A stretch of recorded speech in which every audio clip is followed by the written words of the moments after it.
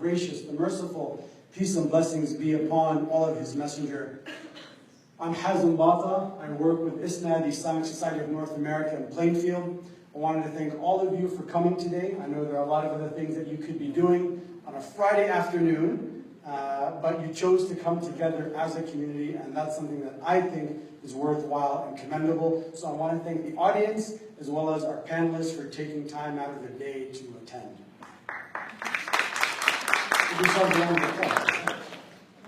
So on November 7th, roughly half of the country went to vote. Hillary Clinton received 232 electoral votes, and Donald Trump received 290 electoral votes. Mr. Trump won the election despite the fact that Hillary Clinton received almost 1.1 million more of the popular vote. But because we have a system with the Electoral College, it's not necessarily who received the most votes, it's whoever receives the most electoral votes. Donald Trump made some pretty outlandish comments during his campaign, not only against Muslims, but against many minorities and ethnicities. Some of the crazier things that he said about Islam was, quote, "I think Islam hates us," as if Islam were a person. He called for a complete shutdown on Muslims entering the country until they, quote, "figure out what the hell is going on." He stated that Ghazala Khan was not allowed to speak when she and her husband spoke at the Democratic National Convention. You remember her husband, the one who pulled out the Constitution, Donald Trump, maybe you read the Constitution, right? Even though she said more with her silence than most people say with their words. Many people are scared. Many people are scared. I've had sisters come up to me and say, "Hazem, I'm afraid to leave my house. I'm afraid to go to the supermarket." I've had kids say, "I don't want to go to school because I'm afraid people are going to bully me." I just spoke with Brother Julius just 2 minutes ago. He was counseling 2 Muslims in college who tried to commit suicide because they didn't feel like they had a place in Trump's America. I hope I didn't steal your talking point or anything. But that's how serious this is. This is a very serious topic. Many of us, it's no big deal. You know what? Life will go on. With Trump, without Trump, it doesn't really matter. But for some of us, this is a big deal. This is a very big deal. And to those people, I say, don't be scared. Be concerned. Don't be scared. Be concerned. Because when you live in a state of fear, that's going to lead to bad decisions. And that's going to lead to a sense of helplessness. When people are scared, when they're fearful, they feel helpless. When they feel concerned, it's a different matter. When you're afraid, you put your energies into protectionism and isolationism, rather than more productive enterprises like engagement, activism, interfaith, efforts to heal and bring the country together. That's what's called for right now, not being scared. And so I'm here to reassure all of those who are scared that America is bigger than any one person, including the president. It's bigger than any one election, including the presidential election. It's bigger than any one party, including the party in power.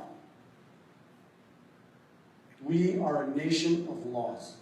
And one of America's strongest assets, one of its greatest attributes, is its strong and robust legal system.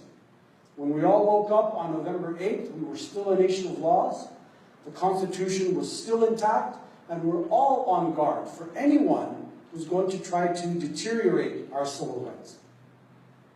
Now, I'm not trying to overcompensate and give you a false sense of security. We may very well have some tough days ahead, especially our youth. Are there any kids in the audience?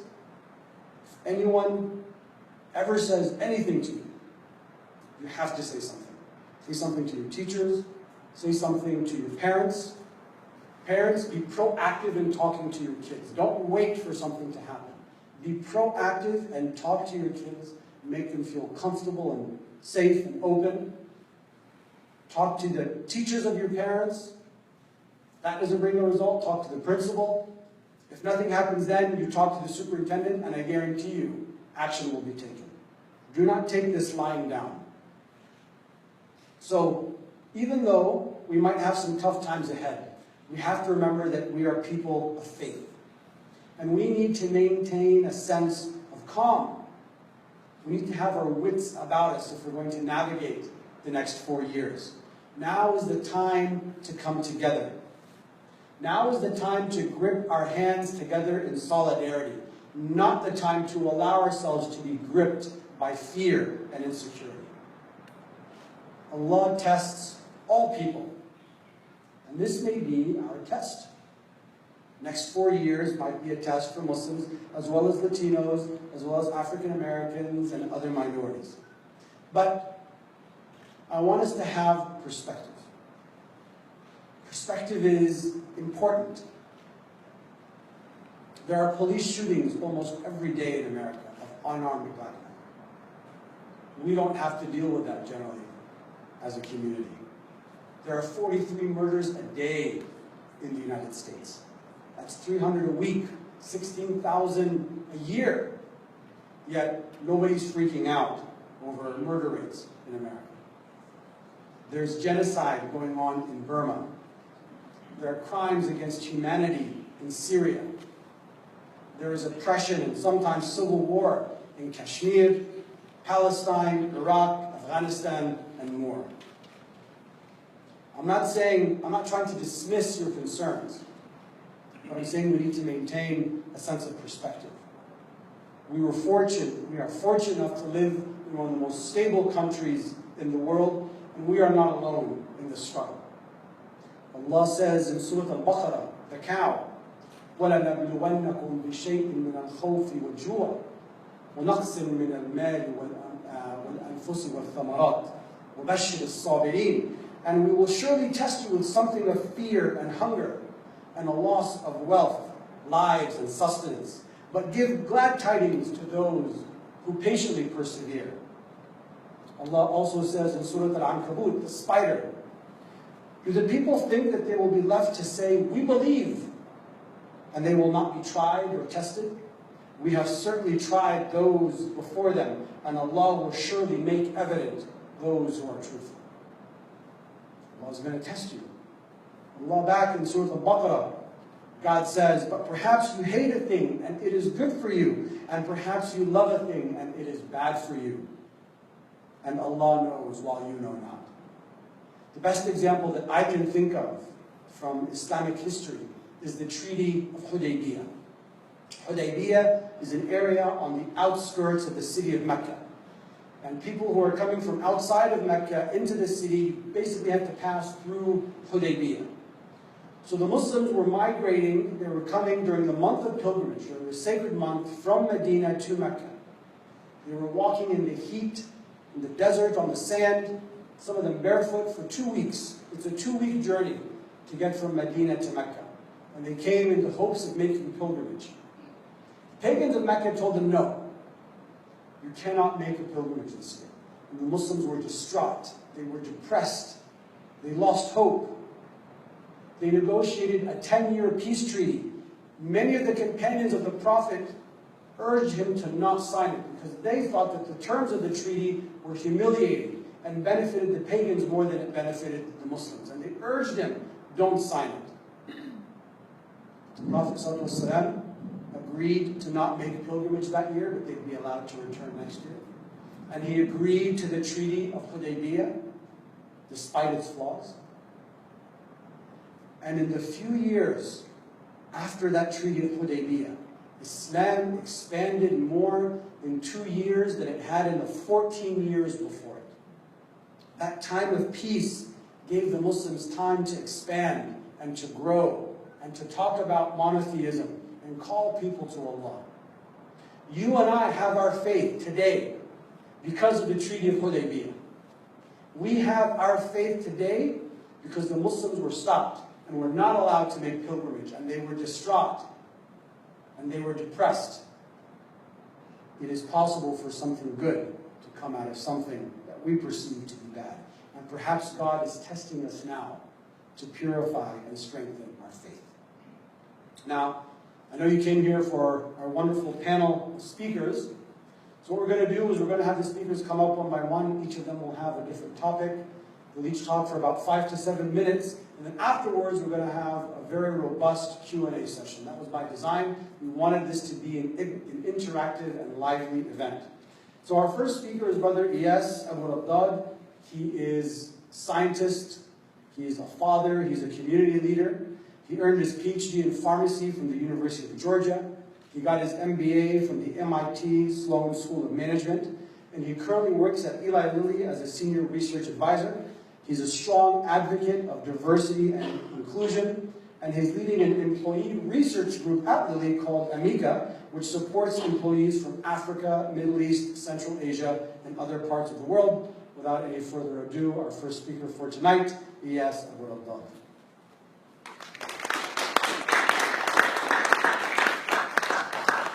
Thank you, Brother Hazem. I have to admit, I'm not used to actually public speaking, certainly not in context like this. But certainly this is the time for actually standing up and leading. Because I do feel that this is a turning moment. Not today, not the last 2 weeks, but the last decade or so, and probably the coming couple. That will define not only the history and future of this country, but for the world as well. And that's why I believe that it is an important time for all of us to stand up. In the past couple of weeks after the elections, I found myself basically falling into the role of consoler-in-chief. Myself, honestly, was feeling that I need consoling. I remember that night when I was watching the news and following the tally of votes coming and the early signs that were not looking good. Certainly my heart started to dip. And by midnight, and looking at, I'm a statistician in part, and I was looking at some of these sites that were looking at the probabilities of who's going to win, and the probabilities were going pretty high for Trump. And at that time, my heart just dropped on the floor. And I think, I thought at that time, what is it that I felt a loss of? And honestly, it is the hope that I got in the past 10 years or so. It's a hope not only from the time of election of Obama, but actually before that.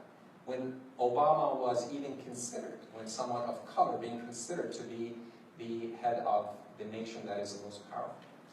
And that election, to me, was a turning point. And I think the hope that came with it was what was dashed. It wasn't dashed completely, but it was a good reminder that change never happens in a pace that people want it to. And people are forgetful. People think that progress happens on a steady trajectory with no ups and downs. But I think we are constantly reminded by these tribulations and tests that Hazem had talked about. And I think without that test, we're probably going to be complacent. So I think we need this election results. We need it because I believe Democrats, I believe the nation as a whole had forgotten a second, had not talked to them enough, had not understood their fears about the change that we, probably mostly in this room, had been hopeful of. And that's where I believe we as Muslims, but certainly the alliance of goodness, of all faiths, have the opportunity moving forward. So in the past couple of weeks, as I mentioned to you, I kind of fell into that consoler-in-chief role. So I lead a Muslim organization, Indianapolis Muslim Community Association, as well as the employee resource group that he mentioned at Lilly. And I got some comments and emails and honestly some silence even. I think that kind of shock that people felt. But everyone I talked to, I felt quite a bit of despair from. So we had some conversations at our mosque. We had a circle to talk about it. And I was surprised. What surprised me is that first I asked that question, how do you feel? there was a bit of silence, and then a courageous guy asked me, how do you feel? I said, okay, I can talk about that a little bit. And I told him the story I told you about how my heart fell on the floor, and how I became somewhat in despair. But then I felt everyone actually was talking the argument that is contrary to that. It's the argument that I actually had that session to do, and I felt actually people standing up and doing that. From the Iraqi refugee who said, what are you talking about? You know, this is nothing like what happens in the streets of Baghdad or Mosul. You guys are just crazy. And he's the one, refugee, saying that this is a nation of laws and constitution. He can't do anything. I said, like, wow, I feel much stronger right now. And then a voice after a voice after a voice that reminded us of what our faith actually dictates. That we do first believe in Allah and believe in the destiny that He ordains for us. And we are living that destiny. So in a sense, whatever happens, it is the will of Allah. It is the will of our God that is the most powerful. And no one can harm anyone had it not been for the will of God. So if any harm does happen, and I am doubtful about the magnitude of that being so bad, I do believe that it is one that it will only happen if it is willed by God. And that by itself is great solace. When this happened and I found myself wanting to kind of help people think positively about this, I thought about the Muslim history and about times when Muslims had felt despair or fear. And there has been many occasions. You mentioned a few of them, when they were under siege for years and dying of hunger, when they were attacked by, in war, in multiple wars actually, and surrounded in Medina. And the history does not show us actually signs of despair, never ever. It does show us signs of strength and action, and that is a big lesson. There was one incident that actually is not very well known, which is the time when the revelations stopped for, I think, 40 days.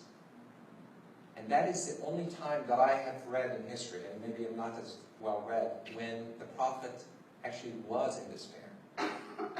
He actually was so much in despair that he needed to be consoled constantly by his wife. There are even some remarks that he might have entertained, how bad life is in general, why life even is needed. Because he felt he was abandoned by his God. That was the most despairing moment for him. The revelation then came. He said, وَالضُّحَى وَاللَّيْلِ إِذَا سَجَى مَا وَدَّعَكَ رَبُّكَ وَمَا قَلَى. Allah told him, I swear by the early morning that I have not abandoned you. Allah says, I am with you. So even when you feel that I am far, I'm still close. I'm with you. The rest of the surah is actually where the call of action comes. He reminded him of times when he gave to him. أَلَمْ يَجِدْكَ يَتِيمًا فَآوَى وَوَجَدَكَ ضَالًّا فَهَدَى وَوَجَدَكَ عَائِلًا فَأَغْنَى. Had he not seen you an orphan and took care of you? Had he not seen you out of guidance and gave you guidance, and etc.? And then he gave him the call to action. فَأَمَّا الْيَتِيمَ فَلَا تَقْهَرْ. You have a duty, and your duty is to other people. The duty is never to, it's basically to take care of the poor and the vulnerable in society. And I think that is the opportunity that I see out of these 2 weeks, and what's going to come beyond it. As a decision scientist as well, I'm studied in that, and I understand the caveats, if not even the ills of making decisions out of emotions. And that's why I almost never make decisions when I'm emotional. I just wait until I'm collected, and then rational thinking comes.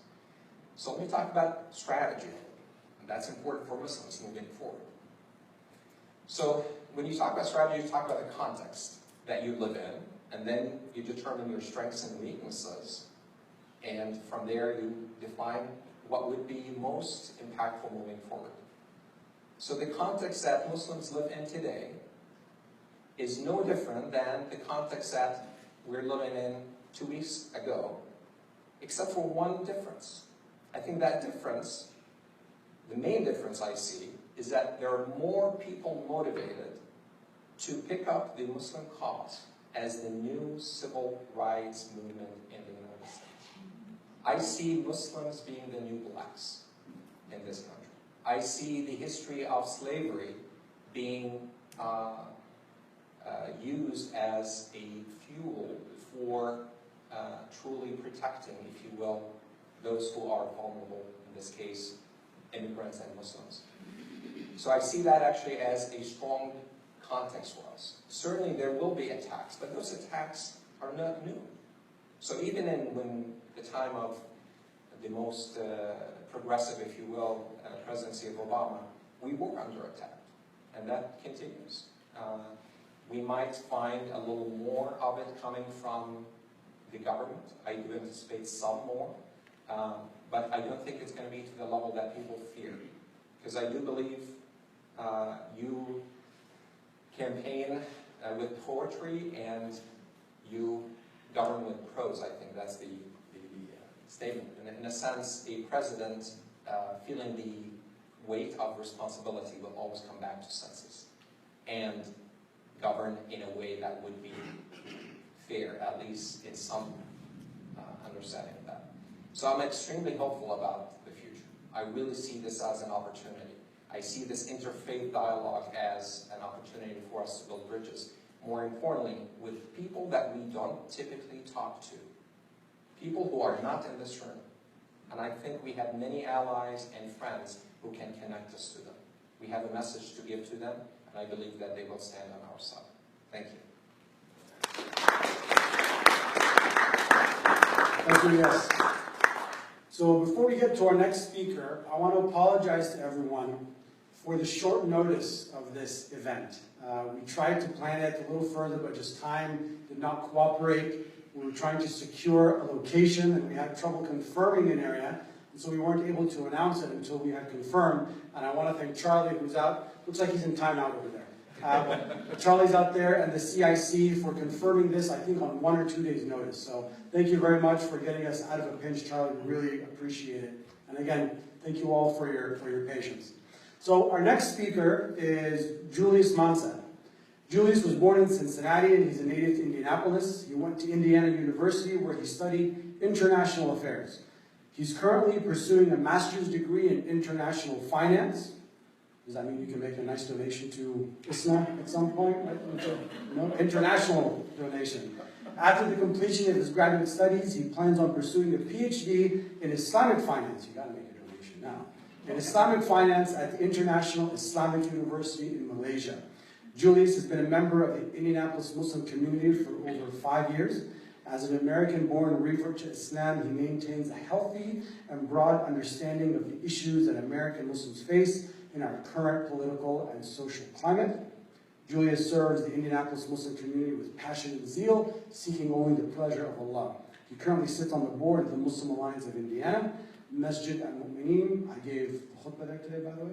And he serves as the interim executive director of the Islamic Dawah Center of Indianapolis. He's a logistics broker by trade, a proud father and veteran, having served in the U.S. National Guard for 6 years. Without any further ado, Brother Julius.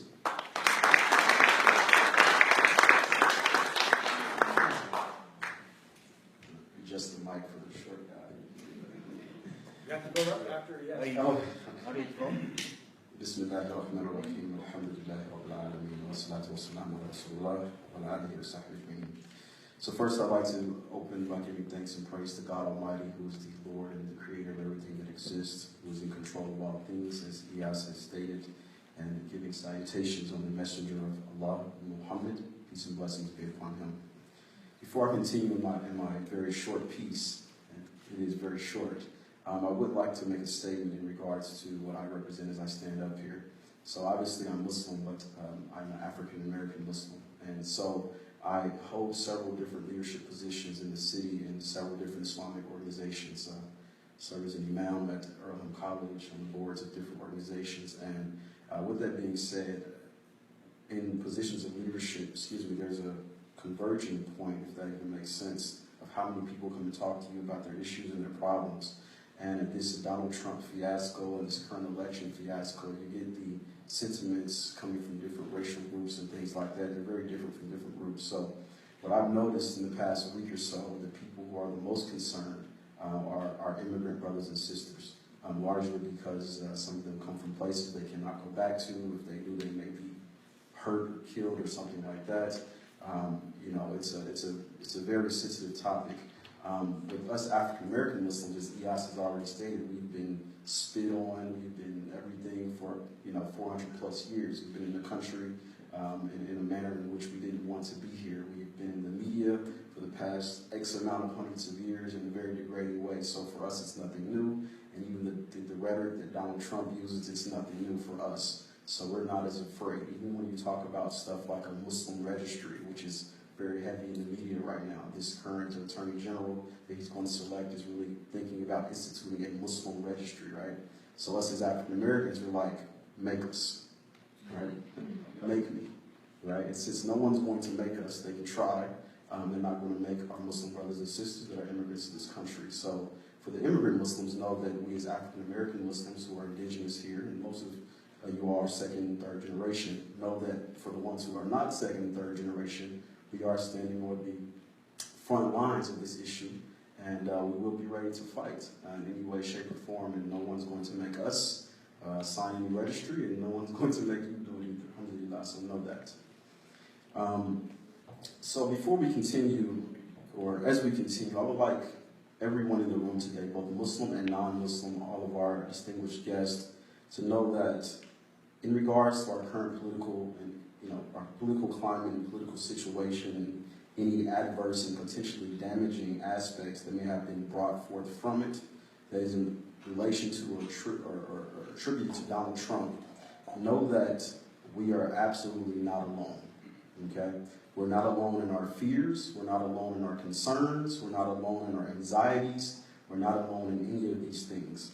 And we can simply turn on the evening news, we can simply turn on our radio stations to see the most clear and palpable evidence of this.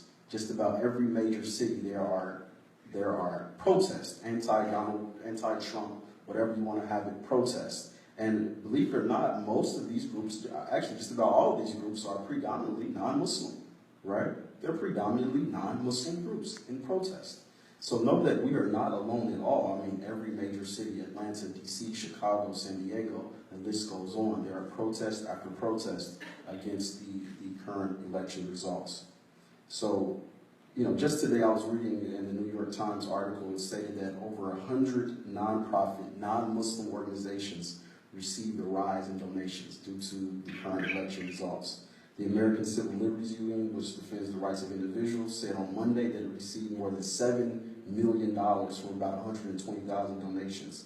This is a sharp increase from the 2012 elections when they only received 28 grand, right? So 7 million, right, on November 9th or whatever, and then 2012 they only received $28,000. So from over 120,000 donors, right? This is people who are against some of the things that Donald Trump has said, right? So the Anti-Defamation League, the biggest Jewish anti-discriminatory organization, arguably on the planet, but definitely in this country, again, they said that they saw an increase of 50-fold increase, so whatever they may be. I mean, we're looking at millions of dollars to the Anti-Defamation League because of what's been said, by Mr. Trump and all of his supporters. The Planned Parenthood Federation of America, they said over 2,000 people just this past week has donated up to $25 million, right? We're talking about groups who are non-Muslim, right? We're talking about groups that don't look like any of us, don't dress, don't have the same ideology, but we're not alone. Understand that we are absolutely not alone. And that's on the national level. On the local level, 2 days after the election, I personally received several messages from pastors, chaplains, rabbis, etc., the associate chaplain for the University of Indianapolis. She reached out to me and let her know that they stand in solidarity with us. The head of the United Methodist Church in this city reached out and said the same thing. Several Baptist pastors and ministers have said the same thing. The Indianapolis Hebrew congregation, our Jewish brothers and sisters, have said the same thing. So understand that we have these issues, we have these problems, and we're not alone in it. And you would think that's an obvious thing, but understand that many of our Muslim friends and family, many of them that are not civically engaged in different organizations or whatnot, many of them wake up, they make their Salat al-Fajr, their morning prayer, they go to work or school, they come home, they may stop at the masjid, they come home, have dinner with their family, they may send their kids to the Quran school, and then they go to sleep and do it all over again. They may turn on their TV and get 15 minutes or something of what may be going on, but when they get that 15 minutes, they feel like this is the world against us. This is the world against the Muslims. Since they're not connected to all these different groups like Wasima and Fadi and all these people on the panel and many people in the audience are, they don't know that we're not alone. They have no idea. They think it's just us when this is not true. I mean, even in this room today, there are non-Muslims in the room today, right? So that we're not alone. So the question really comes in, like, how do we work with these groups, right? How do we work with these various groups and organizations that are with us, that stand in solidarity in some way, shape, or form? And really, that answer depends on how serious things get, right? Things get very serious. We're talking about implementing registries and these things. We need all hands on board, okay? Even if you're not civically engaged, even if you're not active in your Muslim community or non-Muslim community, on any level, we need to be active. Because guess what? They'll come from the Muslims, they'll come from the LGBT community, they'll come from everybody else for a registry. Understand that. This is real. The fundamental Christians, everybody. We're going to start with one group and move their way down the line. So if things get very serious, we have all hands on board, meaning all groups, all masajid, all Christian churches, we need to work together. All imams, all pastors work together as leaders, have luncheons, have dinners, have joint shura or board of director meetings, etc., to really figure out how we can come together as a group, how we can come together as a community and figure out solutions to these problems. And if things aren't so serious, we still need to come together, right? Because what this Donald Trump fiasco has done is helped us find ways in which we connect, right? There are a lot of Muslims never thought that before this they would connect with anybody in the Jewish community here at all. The Jewish community visited Masjid al-Mu'mineen the other day. Rabbi Kirshner and a few other people came by to offer, words of support and shook hands with some Muslims. These are Muslims who had never shook hands with a Jewish person in their life, right? So we're looking at, bridging gaps and these types of things. So at the end of the day, no, for the Muslims in the audience, know that we're not alone. We're absolutely not alone. We're absolutely not alone. Thank you.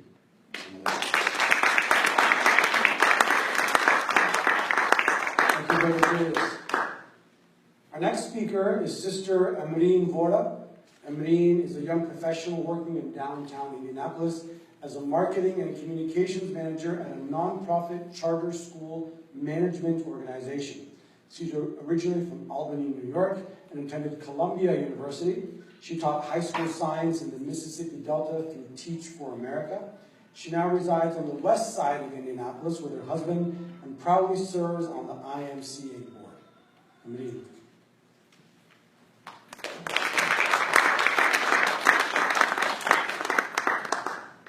Assalamu alaikum, everyone. Thank you all for coming here tonight, and thank you for having us as one team here putting this panel together. I think myself, along with all the other sisters and brothers here today, woke up the day after the election with a resounding feeling of dread. I myself felt like I was attending a funeral, and the funeral wasn't ending. Like, I just felt this really depressing feeling. And I think for many sisters and brothers who, look and dress in a more obviously Muslim way, there's a very real fear. Not only is something going to happen to me, is someone going to call me out in public? Is someone going to say something to me? What are people around me looking at me and thinking? Is someone watching my back? Is someone watching me? These fears are very real. I felt them. I look around and I wonder who's around me. What do I have to worry about when I go out shopping or when I go to the grocery store or I go out to eat? But I also realized a new fashion statement had been made. Orange is now the new black. So ladies, get your orange out. I've been asked to talk about the bullying of women and sisters who dress in a more obviously Muslim way, who might be wearing a headscarf, or even men who sport a beard or sport a head covering of some sort. So I'm going to kind of approach this in 4 different points. First, prevention. Secondly, what to do in that situation. Thirdly, what to do afterwards if a situation arises. And fourthly, how brothers can be an ally to women or to anyone in the public who's being harassed. Prevention. First of all, before you leave home, make your dua. Don't forget Allah before you leave home, before you leave anywhere. When you get in your car, make sure you call upon Allah to protect you, to take you wherever you're going safely, and bring you back. Don't forget, it's very easy to be in a rush in the morning, dropping your kids off, getting to work, going where you have to go. Make sure you call upon Allah to protect you from beginning to end. Especially for the women, know where you're going. Have very clear driving directions on where you're going. Have a full tank of gas. If you have to stop for gas if you're making a long trip, have a planned spot. Know, a safe and large town that you're going to stop in to get gas. Make these very clear, pointed action items a part of your day. Don't go somewhere without knowing where you're going, how you're going to get there, when you're going to get back. It really makes me very sad to have to say this, but if you're in a space or in an environment where there's a real potential threat or bias, avoid speaking in a language besides English, loudly. Don't call attention to yourself if you know you're in a space where there's very real bias. A lot of us are multilingual. If you do have the capacity to speak English, or if you are talking on a phone, speak English. Don't call your attention to yourself. I mean, it's for self-protection. I really hate to have to say that. I would never, ever want to tell someone as an American to, really think about what language they're speaking, but I think it's a reality as a preventative measure. So think carefully about who's around you and what you're saying. Thirdly, I'm sure the Google search number of self-defense classes has gone up, but a lot of sisters say, oh, if the mosque offered a self-defense class, I would go. Don't wait for self-defense classes to come to you. I, happened to search online, and Circle City and downtown offer self-defense classes both in downtown and at locations in Carmel and Fishers. Just, get a group of friends and attend a women's self-defense class. It's $45 for a 4-hour session, which I think is pretty affordable. You can get a group of friends, make it a social activity, and, feel a little bit empowered when you go out in public that, hey, if something very minor or brief happens, you can at least protect yourself. Finally, walk with confidence. Fake it till you make it where you're going. Aggressors are a lot less likely to target people who are making clear eye contact, who are walking with strong strides, who have their keys ready in their hand, who aren't distracted by having a phone or ear, in their hand or earbuds in their ears. Be very clear and purposeful about where you're going. Make eye contact with everyone you see on the street. Be aware, be strong, look strong. Even if you're feeling fearful inside, fake it till you make it. Finally, consider investing in pepper spray. My husband would laugh at me if I said that because for the last 3 years, he's always made me carry pepper spray around, and it's in a beautiful little pink spray bottle. And it might be in my purse, but I'm not sure where it is, actually. I'm passing that advice along. Consider, arming yourself with pepper spray. Keep it in your car. If you feel like you're in a risky spot, keep it with you. Finally, or next, I guess, what to do in this situation. If someone's making aggressive remarks or coming to you in a physical manner, that is not the time to, argue, to debate, to give dawah. That is not the time to share the beauty of Islam. As beautiful as the religion as it is, that is not the time. Avoid the situation. Don't argue. If you're walking away from someone who's making aggressive or harassing remarks, don't walk away alone. Find a police officer or a security guard or a group of women who are willing to walk with you until you get to where you have to go, whether that's your car or another location. Make sure that you don't leave a dangerous situation alone. You never know who's going to follow you afterwards. I don't mean to say that to scare you, but I'm talking in very practical terms. I found a lot of the speakers really inspirational here today, but I tend to approach life in a very practical manner and just think methodically about how we can safely go about our day.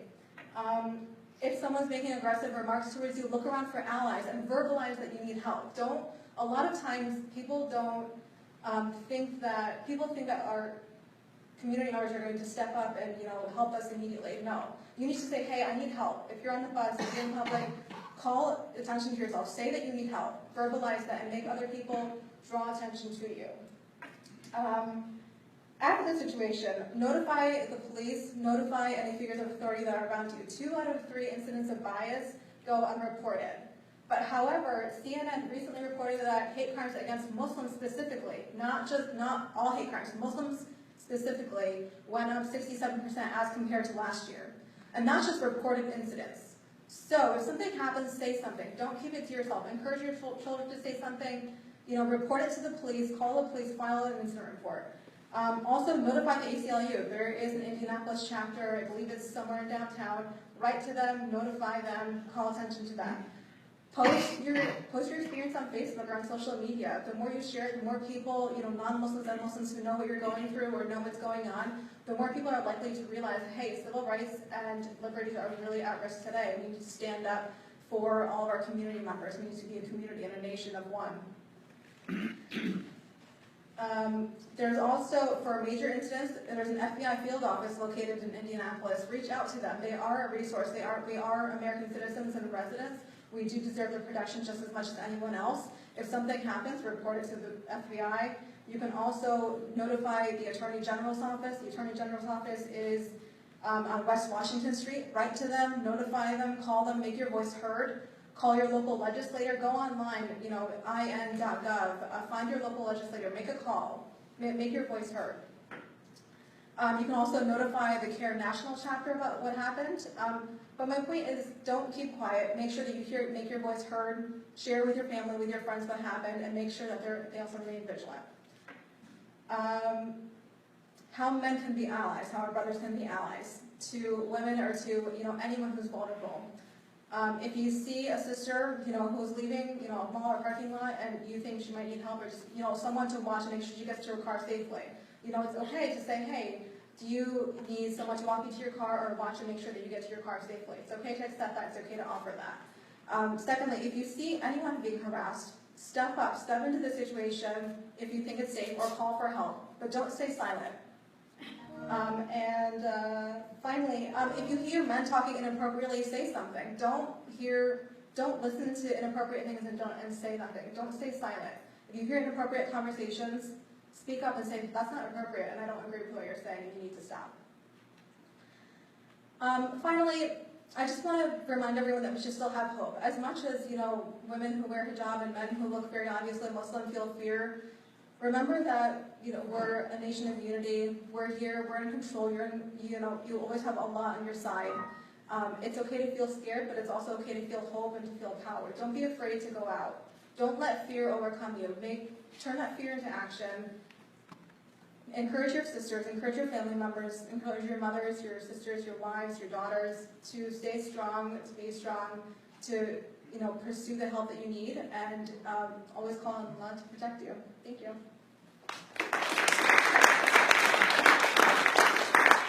Thank you, Sister Amy, for that very practical advice. And I would agree with you that we are indeed a nation of hope and unity.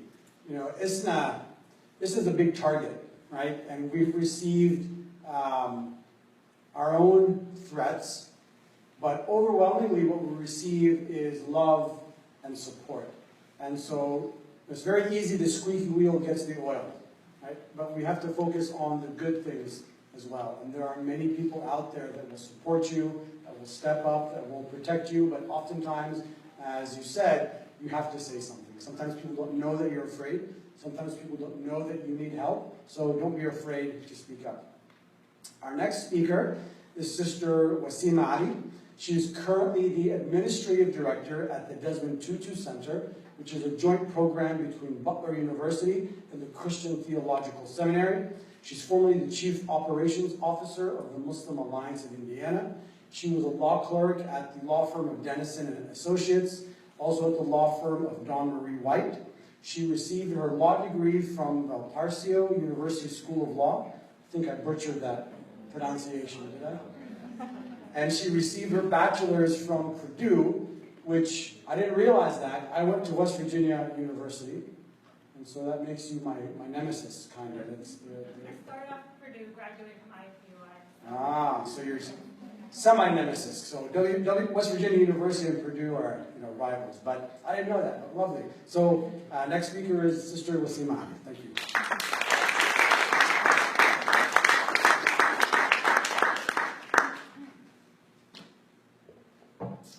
Fired up? Okay, repeat after me. Fired up? Fired up. Ready to go? Ready to go. Fired up? Fired up. Ready to go? Ready to go. All right, I'm going to share a little story before I start with you. But firstly, Assalamu alaikum. Assalamu alaikum. Oof. I usually don't speak to a Muslim audience. Usually I start with may peace and blessings be upon you. But I have to say, this is a challenge and a blessing at the same time. As Hazem mentioned, I am currently the managing director of the Desmond Tutu Center. And just this past weekend, we actually had a conference. And it was a 2-day conference. And the entire time that I introduced the session, I started with that introduction. It wasn't until the second day, I think the second to last session, that I actually shared the story of why I was doing so. On Thursday morning, or Wednesday morning, when I was getting to my office, I knew the conference was coming up and it was entitled Healing and Liberation, and I was looking forward to hearing from the speakers. But that time that I was driving to work, in my mind, kept playing, okay, well, some of the stuff that he said were, in regards, they were words. At the end, they were words. But what about the actions? What do I do about the actions? What about those actions where he was making fun of those with disabilities? What about the actions of the fact that our first African-American president is going to give the office to somebody that was endorsed by the KKK? Now, that was something I was having a really hard time just grappling with, putting my mind around. And so I went into my office, and I did what I usually don't do. For any of you that are my friend on Facebook know that I'm not a Facebook person. But I was looking at my newsfeed, and I came across a video. It was a video of our current president, President Obama, sharing a story about how when he was campaigning, when he was still a senator, when he was campaigning, he went to the small town in South Dakota, and that he was just so tired and just felt so beat. But when he went there was this petite African-American woman who, the moment he walked in, she yelled to her crowd, "Fired up." They responded, "Fired up." Then she said, "Ready to go," and they responded, "Ready to go." And I watched that video 1 or 2 times, and then, lo and behold, I started feeling fired up. And I couldn't help myself but to do that the entire time at the conference, because it's the only way I could describe how I have to feel right now, which is I'm fired up. I'm fired up to reclaim the principles that I'm so proud of in this country. But I also understand that up until now, I've been coasting on some of those freedoms, and now they're just being challenged. So, I'd like to just start my comments with a few remarks, and specifically for my Muslim brothers and sisters. This is a moment that we are faced with many choices between despair and hope, freedom and shackles, hate and love. This is a time where we must gain clarity on what we say and do and embody the right choices in our words and actions. Our primary duty lies in transforming the hearts and minds in our homes, communities, school, with our friends, our family, our children. We must continue to remain strong and fearless. So let me remind you of a few facts that you may already know, or you may not. Our country is a country of immigrants. Outside of Native Americans, no one has natural claim to this law. But keep in mind that although we are a country of immigrants, whether forced immigrants or immigrants by choice, these shores have never been welcoming to any immigrant, including those who came to conquer her. Immigration has never been the friendly story of the United States. We must accept that this is our history, but then also reconcile it with the fact that we have learned to love as a people. We need to remember that even when the Irish first came here, the Irish Catholics, they were not welcomed. In fact, starting from 1813, they were heavily discriminated against. In fact, Up until 1960, we did not even have a Catholic president. Robert F. Kennedy, when he was running, when he was campaigning, had to, there's public policy concern, or public concern that he was going, the Pope would have too much, deference. And Kennedy had to verbalize that the Pope would not have a lot of deference over he in his office. In fact, I was actually just looking this fact up because clearly if any of you guys are sitting in the first row, you knew I wasn't prepared and you saw me writing my remarks. But since Kennedy was assassinated, we have not had a Catholic president. We also must remember that Jews were not accepted for a very long time. In fact, when we knew that the Holocaust was happening, we turned back boats of Jewish migrants. We need to remember that we had on the books this act called the Chinese Exclusion Act, which barred any kind of immigration from China. We need to remember that we also had the Asian Exclusion Act, which effectively barred anyone from an Arab country or Asian country to come to the United States. So if any of you are wondering, well, why did it seems like we're all first generation. How come my parents came so late? Well, it's because for a while your parents couldn't come here if they came from an Arab or Southeast Asian background. I'm not sure what you said there. Well, I will repeat for you, students. Brothers and sisters, we must, and this is a fact that I'm kind of, I would respectfully disagree by some of the parallels that we're drawing here. And that we have to understand that just like our struggle is now, that there were struggles that came before us. But no struggle is the same. I cannot stand here and say slavery is like what's happening now. I can't, it's a little weird for me to hear that orange is the new black. But I will tell you the reason is because by doing so, we're dehumanizing and discrediting a whole bunch of struggles that happened before ours. And what that means is that it's to say that we understand that we are a country of migrants, we understand that we've had struggles in our country, but we have to acknowledge that each struggle deserves its own response, and that response must come from a place of acknowledgement and empowerment. Empowering of those voices that have been marginalized, empowering of those voices that have been discriminated against. So with that I say to the Muslim community in the moment right now, that if you cannot look to the African American community to be your ally in this, then you need to reassess how you're going to be a part of this struggle. The African American community, specifically the African American Muslim community, understands the struggles that we are going through right now better than anyone else, and can understand how to respond to these struggles better than anyone else. Keep in mind, for many of us, one of the reasons I shared this story about having to feel fired up is because I walked into a staff of 10 individuals feeling completely demoralized. Demoralized by the kind of person we elected into office who was not their president. And for many of them, I realized they were voting either for the second or first time. And the America that they grew up knowing had all of a sudden been challenged. And I was speaking to an African-American friend of mine, and she said, this is the America we've always kind of known. Right? So I think we need to think about that. We need to reflect on that a little bit. We need to remember that at the signing of our Constitution, there were many individuals who did not have the rights that we now have today. I want you guys to help me out with this. When we signed the Constitution, the only individuals who could vote were white men who owned property, effectively negating anyone of any other color, negating anyone who was a woman, and negating anyone who did not own property. Right? It was we the people that changed that dynamic, and that did not come through peace, it came through a struggle. It came through us being civically engaged. It came through us understanding the systems, finding allies, and working with those allies. The women's suffrage had many allies, but now that it's behind us, we don't remember to look back. We don't remember to learn from that, right? At the end, I'm going to show you a video that a few of my staff members and I had put together for a different event. It just so happens that it worked out and I was more prepared than I thought I was.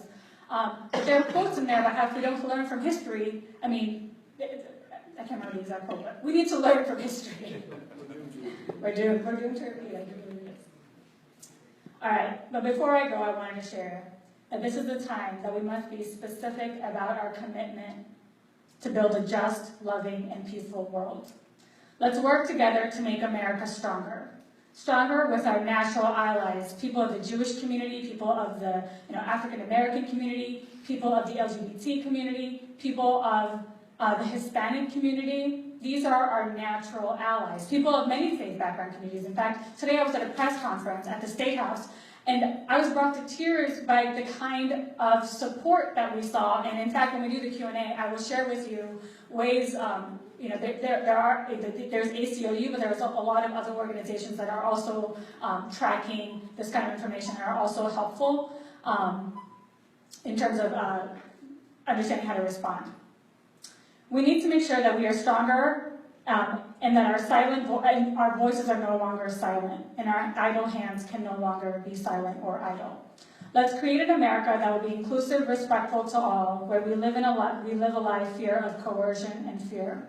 Let's come together to write a powerful new chapter in America, cognizant of the history of our land. We can't stroll to our goal, it's time to sprint. So with that, I'd like to close with a short video.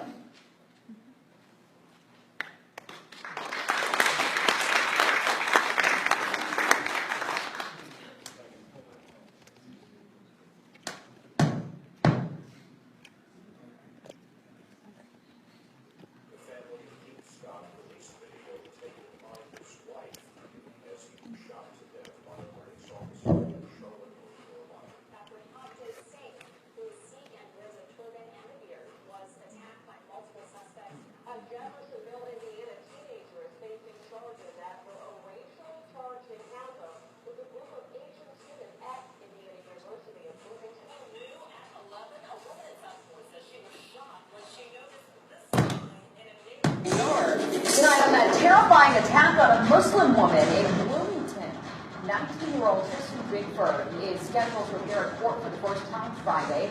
In the news, the anti-Semitic acts reported over the last week are not isolated to the IU campus. Well, a controversial sign is now going to...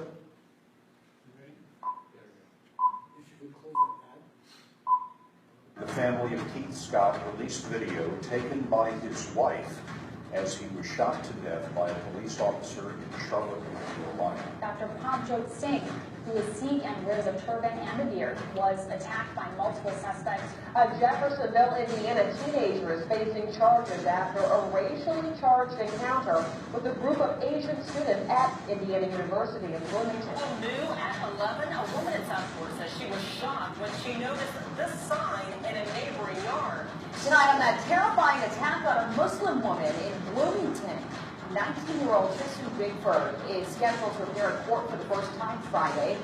In the news, the anti-Semitic acts reported over the last week are not isolated to the IU campus. Well, a controversial sign is now drawing some unwanted attention for people near Noblesville. Neighbors say it's offensive, but the man who put it up says it's just as community.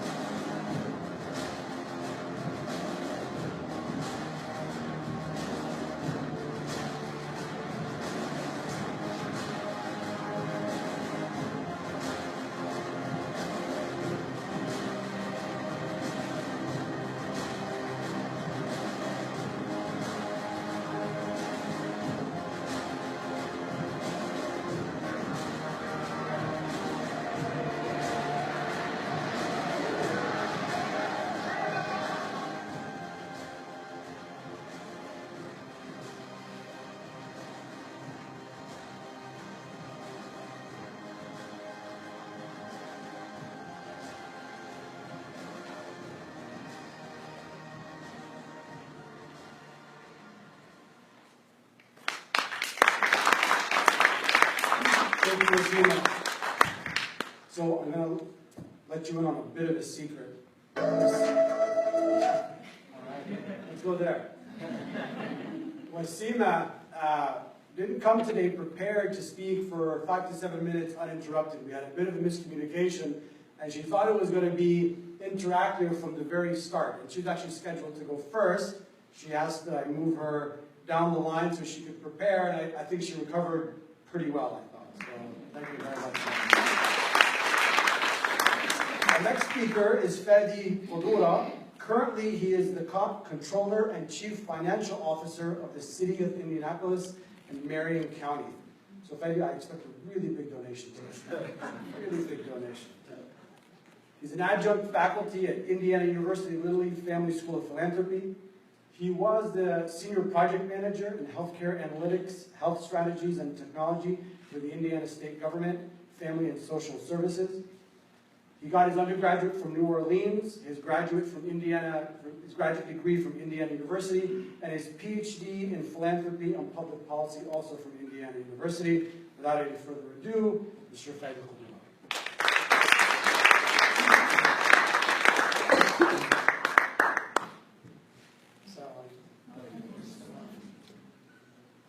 Peace be upon all of you. It's very hard to follow the eloquent speakers tonight, and I'll be short in my remarks. You don't have to be. Everybody else went over time, so it's... So while I recognize that most of our attendees tonight are Muslims, I'll flip the script, and my speech is not to you. I want to remind you that since the inception of this earth, there were two visions, a vision of justice and a vision of injustice that was carried by many human beings. There was a third camp of humans throughout history that was silent on the margins, living on the margins of society. If it happens that you're sitting here tonight and you're Muslim, I remind you with the principle that we committed ourselves to, the divine mission that is instituted in every verse in the Quran. That we were created, our mission on earth, for one and one reason only. To worship God by establishing justice on earth. That's it. And everything we do, whether it's the prayers, it's the fasting, it's the pilgrimage, it is intended to reform the mind and the heart to be able to rise to the challenge and to the occasion and carry on a moral vision. Because a corrupt mind and a corrupt heart cannot carry a moral divine vision. In the Quran, Allah Azza wa Jal tells us, O who you believe, stand firm for justice, as you will stand in front of God in the day of judgment to testify whether or not you committed to justice. And do not let the hatred or animosity of any human being deviate you from your commitment to justice. So when someone curses you, when someone calls you names, when someone tells you to go back to where you came from, when someone tells you you're not worthy of being a first-class citizen, you respond back with love and compassion. We do not respond to injustice with injustice. In the Bible, in Luke, I teach my students at the university, love those, Dr. Craig, love those who are your enemies. Pray for those who hate you.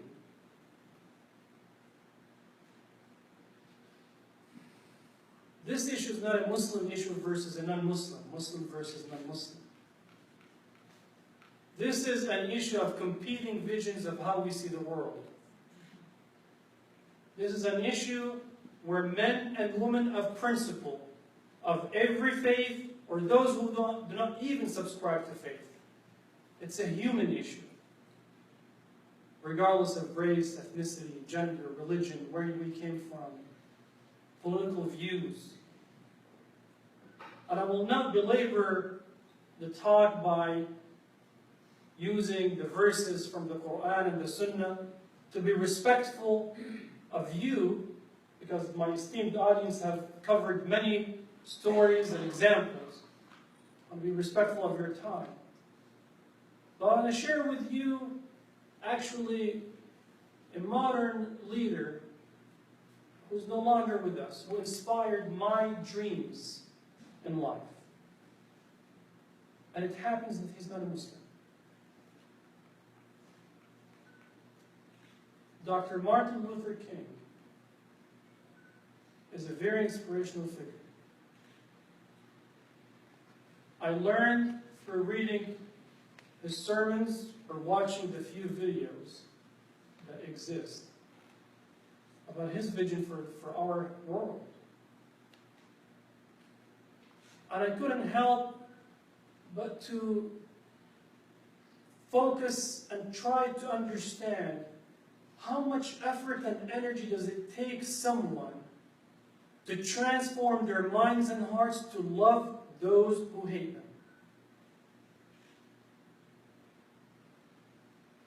It's easy to hate. It's easy to retaliate. It's easy to revenge. But it takes true leadership.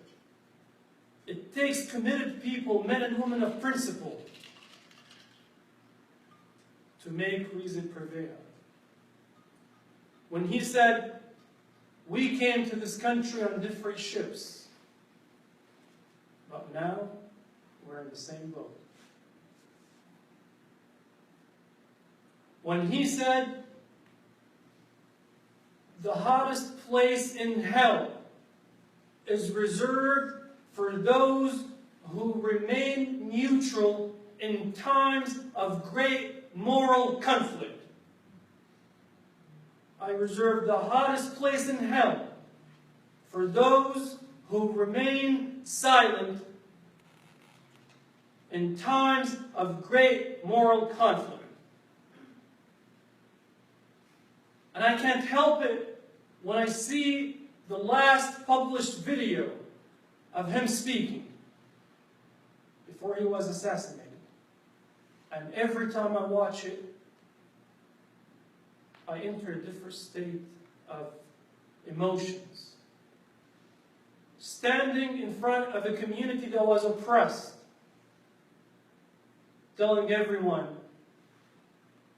longevity has its place, a long life has its place. But there are difficult days ahead. There are difficult days ahead. He didn't say it will be an easy ride. He didn't say there will be no bumps on the way. Difficult days ahead. And I will not be there with you. I want you to focus. I want you to contemplate. I want you to reflect. I will not be there with you. But I've made it to the mountaintop. And I've seen the promised land. He said it at a time when people were killed, when homes were demolished, when protesters were attacked by vicious dogs, when they were called names, when they lived under segregation. I've made it to the mountaintop, and I've seen the promised land.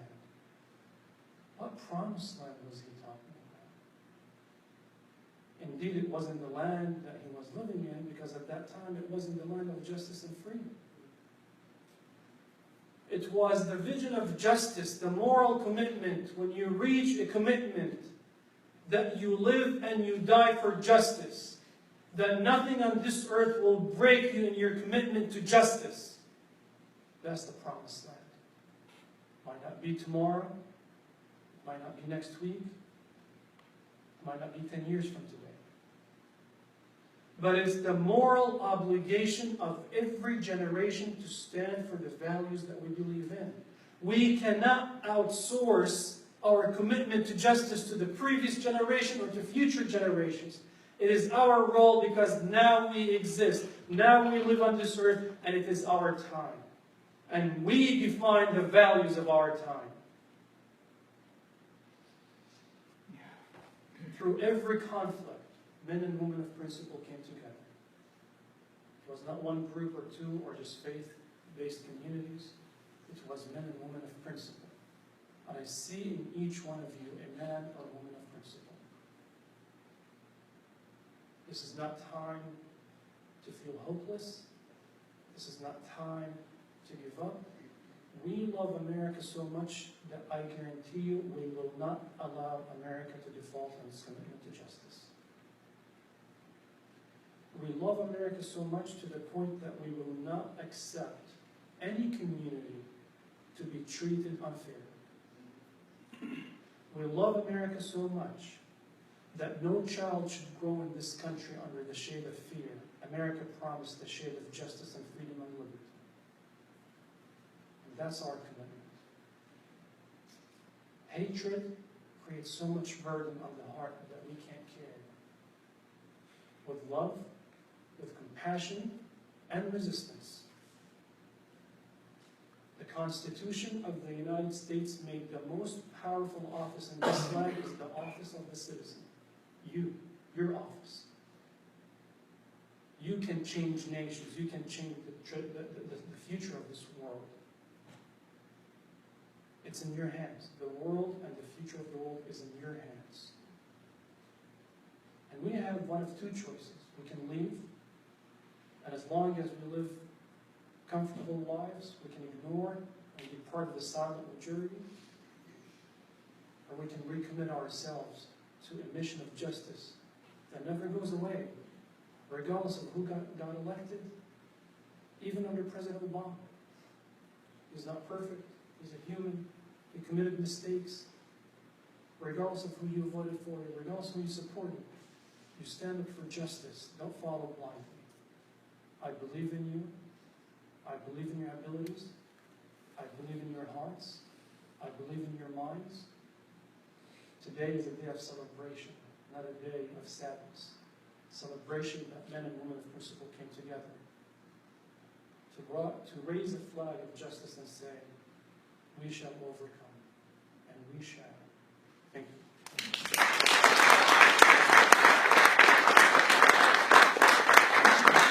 We get one more round of applause for all of our panelists. Thank you all so much.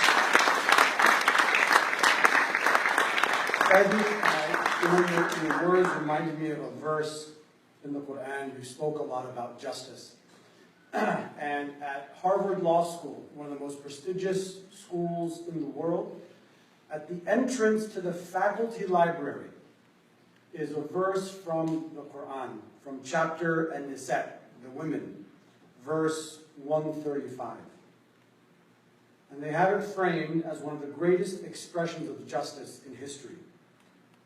Allah says, O you who believe, stand out firmly for justice as witnesses to Allah, even as against yourselves, or your parents, or your kin, and whether it be against rich or poor, for Allah can best protect both. Follow not the lusts of your heart, lest you swerve. And if you distort justice, or decline to do justice, verily Allah is well acquainted with all that you do. It's a very powerful verse from the Quran, and I agree that justice is the foundation of any society. Verse 135. 135, Surah An-Nisa, the women. So, that is the speaker portion of our event. And now, I want to hand it over to the citizen, to the audience, the most powerful office in the land, right? We want to have some Q&A, Lindsay, didn't waste any time. You can have a question or a comment. You can direct it to us generally, or you can direct it to a particular Okay, speaker. well, as you know, I'm a Quaker, so I'm feeling led right now with my spirit. I am working with an organization, and this is a free organization because everyone knows I hardly get paid for anything I do. that I work with. I have some funds here, It's called Indiana Moral Revivals. And we are working with all faith-based groups and non-faith-based groups as moral issues within our inner cities, within our towns, within our state, and within our state house. And we're calling on all faiths to join us and all non-faiths to join us and work together. We are working with Christian Theology Seminary, and we're having young people are coming up to be ministers and pastors or whatever they choose to be, to come and do revivals with us and speak of peace and social justice.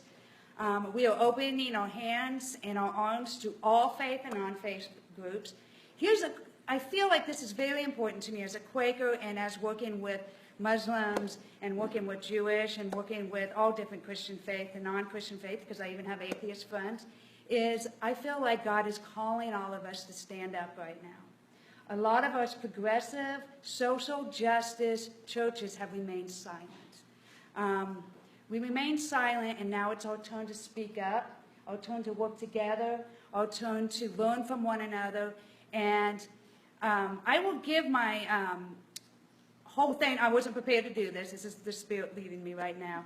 But I'm going to email, I'm going to email Fario, I'm going to email a lot of my friends in here. So we can put you on the list. You can see what we're doing. You can also see what laws are being brought out in the State House. We're going to work on immigration, mass incarceration. We're going to work on anything that relates to social injustice, moral issues. This is not Republican or Democrat. This is social issues. All right, thank you. So, Does anybody want to respond to that? Okay. Who's next? I saw several hands go up. Don't be shy.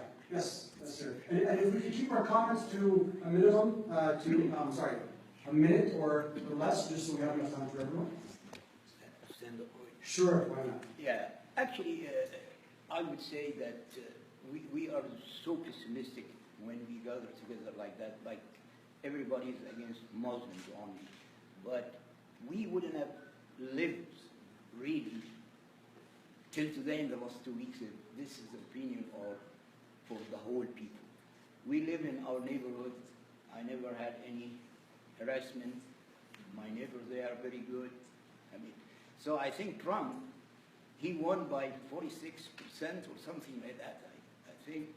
And within this 46%, the racist people or the people feeling hate, they are almost 5%. They say that KK and white supremacists and those, they are 5%. But unfortunately, those people, they have the voice right now in the White House. Yeah. And that the president actually, maybe the president, I wouldn't say that he is so bad like what's, built up or the system right now or the staff he's having. Up till now he has 3 of his staff committed actually, the names, we knew the names. Well, I'll tell you what, I think you made a very good point that I'd like to build on. So you had mentioned, Trump supporters being racist. So I think we can all agree that not everyone who voted for Trump 100%. is racist, Yeah. but everyone who voted for him saw a man who was clearly racist and decided that that's not enough to disqualify him from public office, right? So does anyone have a comment on that? Sure, it's on. Like this? Okay, so the first piece that I heard is that we come together and be pessimistic. And I understand where you're coming from with that statement, but also see that as Hazem stated in the beginning of this, that just this week I will work with 2 Muslim youth who tried to take their own lives because they did not feel they had a place in Trump's America.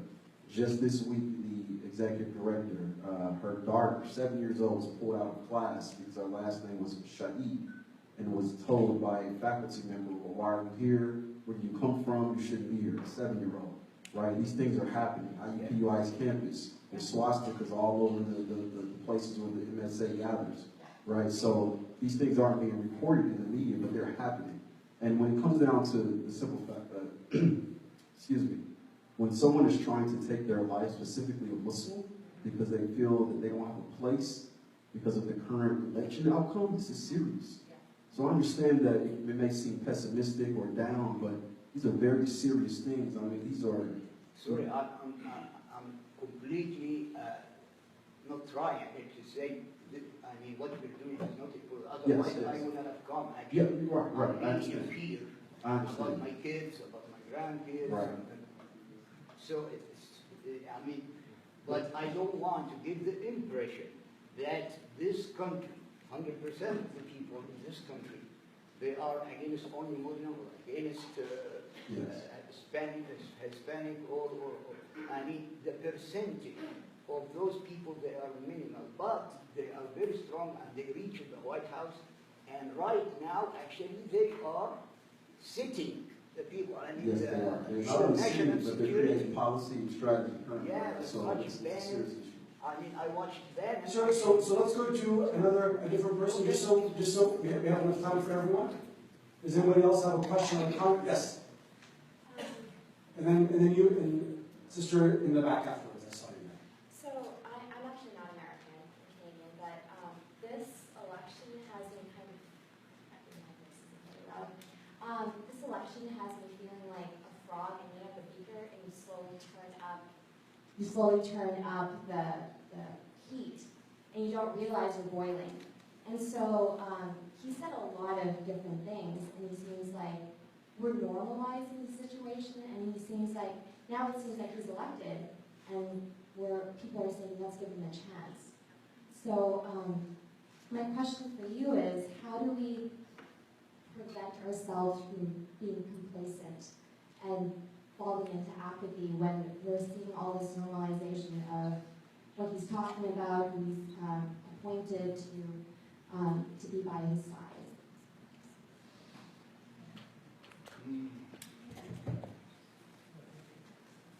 Great question. Thank you for that. I think if a small group of people that we disagree with or might disagree with made it to the White House, then a small group of people can make a change as well as the same way that the other group has done.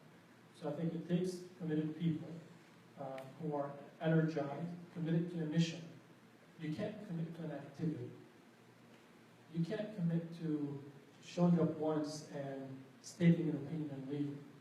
For men and women of principle, you have to see the vision, you have to see your promised land, you have to commit for it, you have to live for it, day in, day out. It becomes part of who you are. You wake up thinking about it, you go to sleep thinking about it.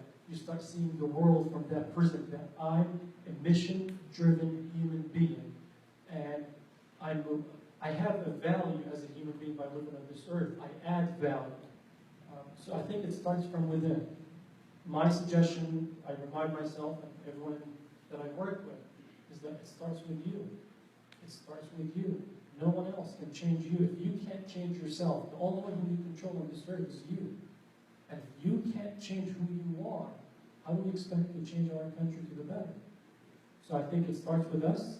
We embody what we believe in. We have to embody what we believe in. We have to live it day in, day out. And we can't speak from both sides of our mouth. When someone is a victim of injustice, we can't sit silent on the side because they're not Muslims. We can't see whether Hispanics or others being mistreated and say, alhamdulillah, oh, we're good, we're Muslims, we're being protected. You can't speak on both sides of your mouth. If you committed to the commitment of moral justice, of social justice, then you have to stand up every single time for every community, not just for Muslims. I also want to add a little bit about the checks and balances, right? And this is not the time to get complacent. This is not the time to disengage, when it comes to your civic duties. So now more than ever, I've realized just how important and imperative it is that we are all civically engaged, and all from the different ways in which you can be engaged, right? So there is such a thing as public opinion, right? Public opinion can inform legislation, etc. If we let bigoted ideology become the norm, then it will, right? And I think that's because, so I will give a little shout out. Julius, Fatty, and I are part of a group called RISE, where we go to different places of worship and we do civic engagement workshops. Look us up, see whether Fatty or any of us to get engaged. But I remember one of my things with the vetting would be, we need to have more young people, just more people in general, who are seeing themselves as leaders. Because I can't be everywhere every time I need to be able to stand for justice. Every single person should be able to stand for justice and be empowered to stand for justice. It's not that, oh, we need a speaker, but Betty, can you speak on justice? Oh, Julius, can you speak? No, and that will happen more and more, because I work with young people. I work within, the interfaith community, the non-faith-based community, and people are in need of that thought leadership to feel like they need to act. And I think that thought leadership can come from within the community. It doesn't have to come from outside. And for those of us that are feeling like, like you said, I think something you said kind of stuck with me, which is that you feel like it's boiling and you have to keep suppressing it. And I agree, like I feel like I'm on that same journey with you, which is I have my high moments and I have my low moments. And what really helps me is being in community with people that are like-minded, where I'm like, okay, I'm safe, I have a country that's loving and people that are loving, and this is my republic. And then there are moments where I'm like, okay, well, there are people who, and I respect their vote, right? Because I talk so much about being civically engaged. I can't be a hypocrite and say you can only be civically engaged when you're picking when you're looking from my side. And this is maybe want to learn more, right? Yes, maybe all of them are not racist and bigots, but what then allowed you to still surpass some of those actions, like I was talking about in my talk, to put this person into office? Was it through your privilege, right? Because that's something that I've been talking to myself about. Or what was it? And I want to have genuine understanding with you. So I think but you can only do that because then you start feeling like you are a marginalized community. So it has to be a balance, and I think, just look around you. I initially thought, like, this was going to be Muslim, but it's not. And that's what I mean when I say there are natural allies. People who will say, oh, this conversation's happening, this is something I care about, this is something I'm going to insert myself in. Really quick, so the question was, again, how do we keep ourselves from becoming complacent? And I think, me personally, my thought is that it's going to start with all the things that they said, but also begins with the Islamic leadership that we have as well. Just in the audience, I see Imam Muhammad Ijab from one of the biggest communities in the city, a few people from the Religious Affairs Committee, Fajr, Brother Iyas, who's the president of the board, a few other people from different communities. So it's going to begin with the leadership of these Islamic communities, of these masajid, of these Islamic groups, to make sure that, again, as Muslims, we have our eyes open, we're committed to justice, as Fadi is saying, we're committed to the principles of the Quran and the Sunnah and the Messenger of Allah, sallallahu alayhi wa sallam, that we're committed as Muslims. It's going to start with the leadership to keep us motivated, to keep us, again, our eyes open, us cognizant of our surroundings, of our political environment, of what's really going on. So for me, it's the leadership. It's going to really start with them. I want to actually talk about 2 points. One relating to how do we prevent being complacent, but also another one about not overstating or over-interpreting the results of the election. So it's true that Trump is our new president, but if you listen to the radio or look at the news, the people who elected him elected Obama last time. So when you go to Michigan, Minnesota, Pennsylvania, North Carolina, Florida, it's the same people who elected the first black president. So it's not racism that got Trump to the presidency. It was part of it. And I do agree with you, it is a minority because injustice is always a minority. Sometimes very vocal and violent, but it is always a minority. So let's not overinterpret this. But that's what I believe the opportunity is. Because there are people in this country who are scared that we do not talk to. Those rural, white, Christian, faithful people who have seen the country forget them. They've seen globalization forget them. They've seen their culture being different now, challenged. So it's what gave us hope, gave them fear 8 years ago. And that is, I think, where we do need to talk to them. We need to build those bridges. About complacency, I think I completely agree. This is a time of leadership. And I would also argue that everyone is a leader. And how you lead, you start with your circle of influence. Don't get bogged down by the vision being so far away Because you can only get there with what is it that you're going to start with now.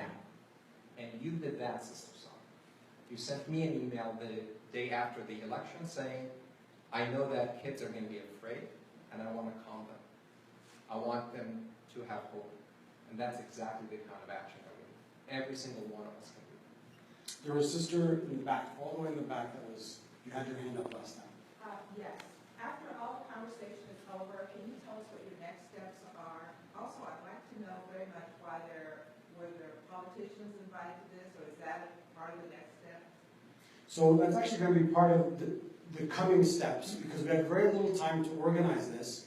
We figured let's focus primarily on the Muslim community. Everybody's welcome, but we primarily advertise to the Muslim community. But there are other initiatives that have already begun to plan for longer-term initiatives to address some of these issues, and we will announce those to the community as they crystallize, inshallah. So, Sister, I think you had a... Sister Khadija, did you have a question, comment?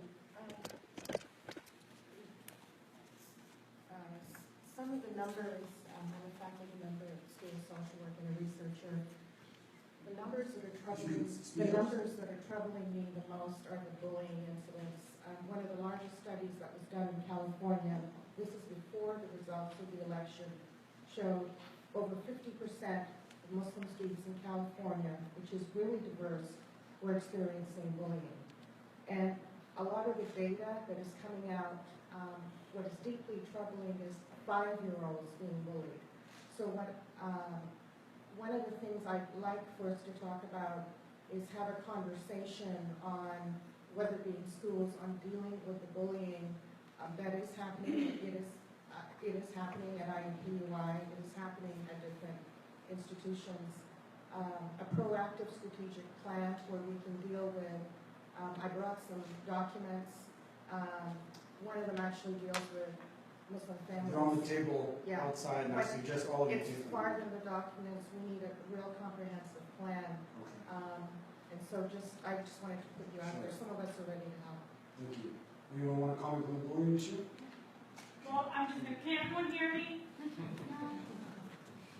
to thank you so much for speaking. In that, one of the reasons, so I don't have children. I'm married, but I don't have children. And I think it was really easy for me to just focus on getting people empowered without realizing some of the consequences that were just really real consequences. So I couldn't just talk about service. I think this was a humbling experience for me. Bullying is happening. I mean, it's happening Carmel, Fisher, Zionsville, Indianapolis. It's happening now. It's happening to people of many different communities. And where I do think, so the Muslim community alone can't tackle this, because keep in mind there are a lot of school districts, there are a lot of private, public, etc. schools, and that in this specific with the bullying, the Jewish community is a natural ally. The Jewish community has funding that they're already putting forth. The message is exactly the same. So that's where we need to start thinking outside of the box a little bit. We do not need to reinvent the wheel, right? And we need to start thinking in that way. And so I would just encourage, and I will tell you, I'm coming from a place of frustration. Okay, so hold down, I'm coming from a place of frustration. Just the past week, I was pulled into different conversations from so many different Muslim leaders who wanted to do this and this and this. This morning, I was at a press conference, I was kind of mentioning, that's where we had some of the politicians for the sister who spoke up in the back. But let me tell you, they were Marion County individuals who we know. Marion County, if any place in Indiana is going to be an accepting place, it's Marion County, right? So what's the next step? There are people who are working at it, and that's their passion. Then there are those of us that are looking at the question of leadership. I know for me, that's my personal, initiative. I said, and in fact, I'm here today so that Hazem owes me a favor, and what if Eddie owes me a favor? Because I said, if I do this, and I need you guys to help me recruit Muslim community leaders, because we need to talk about what our message is, right? We need, and I'm hoping that this is, people are coming from a place of urgency, that you, within whatever masjid you go to, or any, wherever you're going to Sunday school, etc., tell your imams, your leadership to get engaged with other Muslim communities. Because, as we speak right now, there are other initiatives happening in other places, which are fine, but Muslims, we need to strategize on the message. The other parts of avenues of engagement, we need to identify, and then we will figure out the approaches. You have to be organized, You know, somebody was asking me here, or you know, we were talking about what is the response. It has to be an organized response. We've been a very reactive community for a very long time. It's time to start responding. There was a sister in the back on the aisle, near the aisle here. You, sister, yes.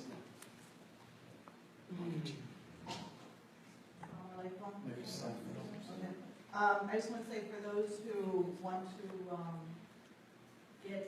start being active kind of in helping with affecting policy or even trying to keep Trump out of the White House, how, you know, it's a very minuscule chance that could happen, but there are means of doing it, and I'm seeing more and more politicians talk about that and people in the media discussing the options. So I'm working with a friend of mine who's a Unitarian minister who founded a group called Respectful Resistance, and we have about 1,500 members now. Obviously not all of them are going to be active, but they're with us, and we're forming alliances with groups in other states. But they're having their meeting right now, so I'm looking at their agenda. And they're discussing means, and I'm sorry if I'm not talking well, I'm quite emotional these days about this. They're discussing means of how to connect different communities together and how to work on issues like bullying, sexism, malicious deceit in the media, these different issues. And they have already started being active, and by gathering the names of all the electors who are going to vote, I think on December 19th, I believe, which is actually the way that So how can we get in touch with this group? So this is on Facebook. We started through a closed group, and the founder of it, you can befriend him and ask him. His name is John Craycraft. John Craycraft? Okay. JONCRACRAFT. I'm in it to ensure there's a Muslim presence, so I would love it if others were also. All right. Any comments on that? Just want to make a quick comment. While it is critical for all of us to organize and connect with communities, please do not underestimate your power. We live in a city that has almost 900,000, almost 1 million people. And think about medicine. When someone is suffering from an illness, you don't go treat someone else on their behalf. You inject the dose or you give the pill to the person who is suffering or who is going through hardship. Same thing. We can't try to solve global problems, and we can't try to solve problems in D.C. and other places if I can't have influence in my immediate surrounding where I live, with the ones that I work with every day, with the school that I send my daughters to, with the neighbor that I live next to. So I don't want you to feel, while it is critical for us to organize, it is critical for us, I don't mean Muslim community, I mean us, men and women of principle. While it is critical for us to connect with resources, please do not underestimate your power of being in your natural surroundings on a daily basis, making a difference. You know, I'm proud of my identity as a Muslim. I work directly for the mayor of the city, and I oversee thousands of employees, and on a daily basis, I'm entrusted with the dollars that the city needs, with the operations of the city, entrusted with helping reform the criminal justice system. And I can tell you that I didn't have once to tell anyone that I'm Muslim. It doesn't matter to me that I have to go tell someone I'm a Muslim. I want them to commit to the mission of justice, because let someone research whatever faith they want to belong to. That's not my mission. That's not my goal. My goal is to uphold justice. So please do not underestimate your power. Every day wake up and go to your surrounding and make a difference in your surrounding. And if you're sincere, and if you're committed, and if you're so stubborn in your commitment to justice, it will happen, and you will connect with people. So, Brother Betty and I don't disagree usually, but I will disagree with, I agree with everything except the very first part, which is I don't see them as mutually exclusive. In that you should be empowered. Like I think everyone here on the panel said, we are all leaders in our own right. This country has given us civil liberties, which is why we've chosen to live here, and you should innately be empowered. And our faith, I will tell you, and people ask me about my journey to Islam, and I will tell you, I'm like, it's actually a pretty feminist movement. And you're like, what? So your faith is a very empowering faith. If any of you are questioning it, start there. Learn more about Islam, and start with it. Start with your faith. And I will tell you, there's innate empowerment in there. But now then when I look at that, and I look at the proclamation must be upon him, he was inspiring, he knew he was empowering, and he had the best friends in his corner, which is God Almighty. But he also able to change hearts. He also formed alliances because it's just practical, and that there are many times where we needed safety. The Prophet and his companions needed safety, and they formed alliances.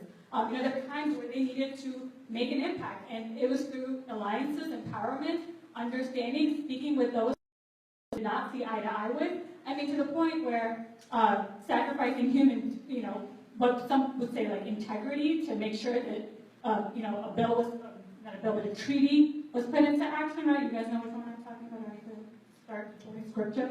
I won't. But so yeah, I think they're not mutually exclusive. That we can never forget that it has to start with us because. But if you feel like, hey, I'm not a natural leader or whatever, because that's the truth, right? And I want to say that let's be intelligent. For way too long, we've been so complacent with the community. Like, to me, it's one of the biggest sources of frustrations. Like, Jules was talking about leadership. With our leaders, we want to talk to you more. We want to hear from you more. We want you to talk to each other more. Because, my influence is limited to my circles of influence, and you have other circles of influence, and we just need to be able to bridge those gaps. If I could actually add on to that, for those who do want to get involved and become active, it doesn't just have to be with a Muslim organization. You don't have to create a Muslim organization. I guarantee you, whatever cause that you're thinking of, there are people, brothers and sisters of other faiths or of no faith, that have the same cause, that may have already started an organization, that have resources, and you can join in. So not only are you achieving your cause, you can achieve it more quickly, but you're also building bridges with people of other faiths and creating a positive impression of Islam and Muslims. Our sister here was next, I believe.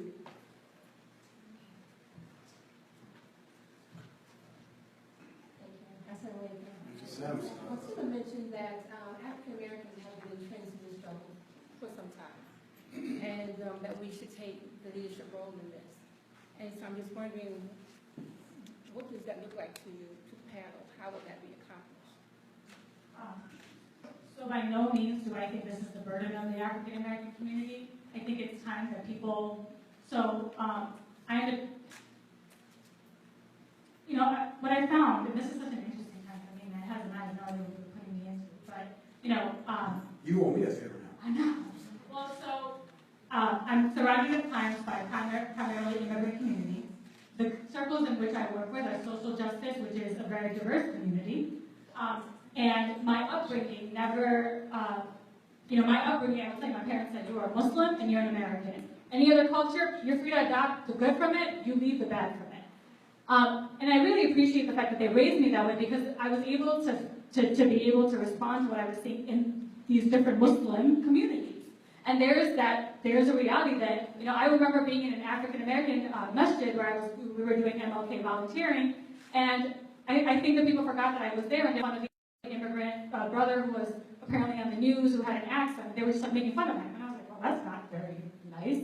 And then I've been on the other side of it where it's like largely immigrant community, and it's like, where are the African American brothers and sisters? And there's like a disregard for that. And I think, I see that as a baggage of some of the older generations, I will tell you, because for the younger ones, that's something that we're having to struggle with, right? Like, which is, and now I will translate that to community leadership. And oh my God, I'm calling you out, but yes, that is what I'm doing, because, like I said, I'm coming from a place of frustration. And my next step, so all of us have taken some ownership of, hey, how are we responding to kind of answer to the woman in the back. And I said my passion is I can't give up on bringing Muslim community leaders together. They come together to at least talk about a message. This is gonna be cyclical. We're gonna find ourselves I'm gonna find myself on other panels in the suburb and whatever. And many people told me that's gonna be a challenge because people have differences, ideological differences or whatever, that are gonna keep them from coming around the same table. If there's anyone in here who had that, I want them to drop it, or just don't come see me. And if you haven't, then please come see me, because I need everyone to help us galvanize our leadership. Thank you. Yes, I'll take the sister in the back.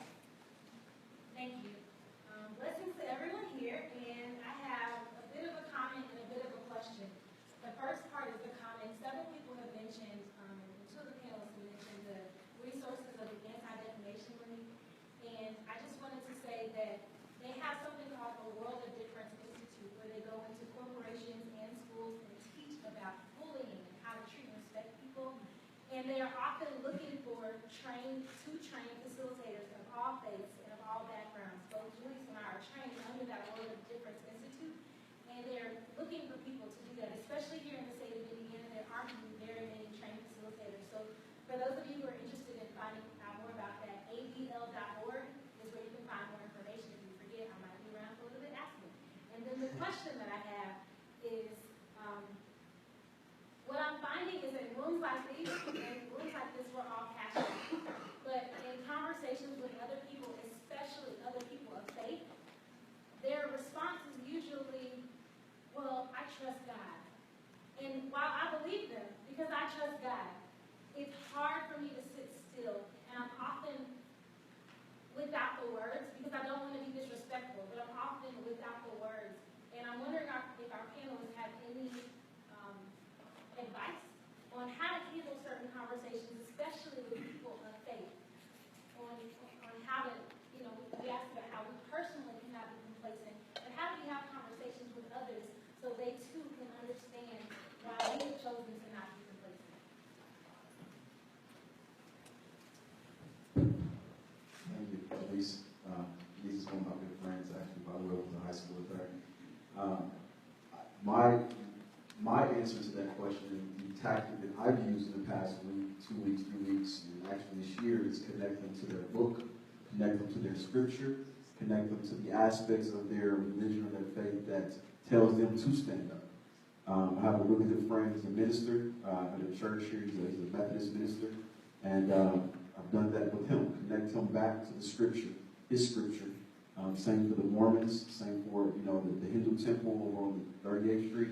Connect them to their scripture and help them find out or help reorientate them to why they should stand up and not be silent. So has been my strategy. Anyone else has it? I think what I would add is you have to be cognizant of the fact that how people will stand for justice is based on their own personality. And so protest or speak, it may not be everyone's cup of tea. And so you just have to kind of be aware of that and be complimenting of, I don't think we uplift each other as a community enough.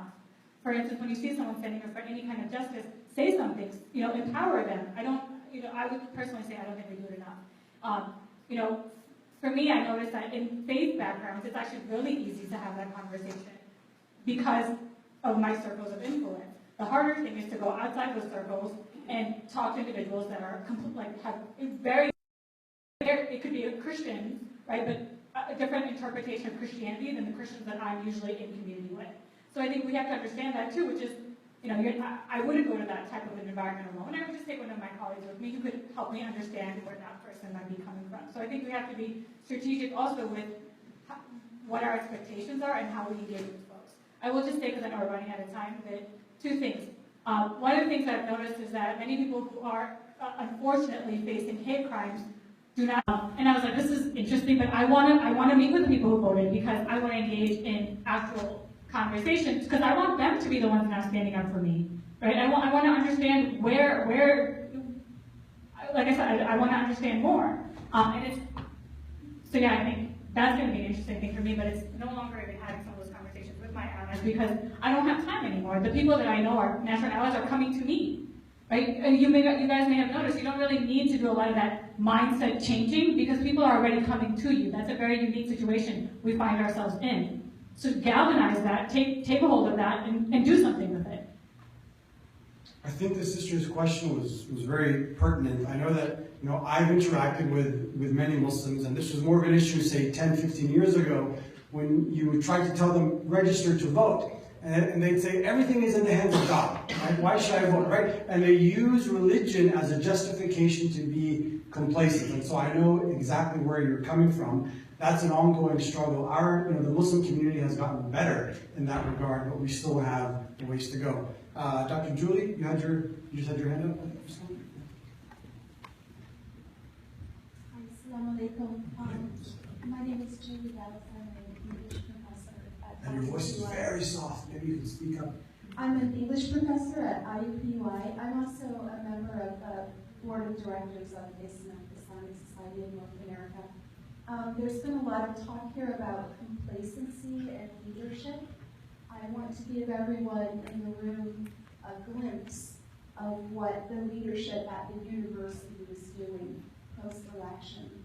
So on November 11th, it was last week on Thursday, there was an article published in the New York Times about the anti-Muslim backlash that was going on campuses across this nation. You know, like a Muslim woman who wears a scarf like me was grabbed by the hijab and someone tried to choke her, and all types of hate incidents like this. So on Thursday morning, I sent an email to my department chair. I'm in the English department. It's a big department. We have a lot of professors. And it was a very short email, and I just forwarded a link to the article in the New York Times, and my question to my chair was, what is IUPUI doing to prevent incidents like this happening at IUPUI? And then,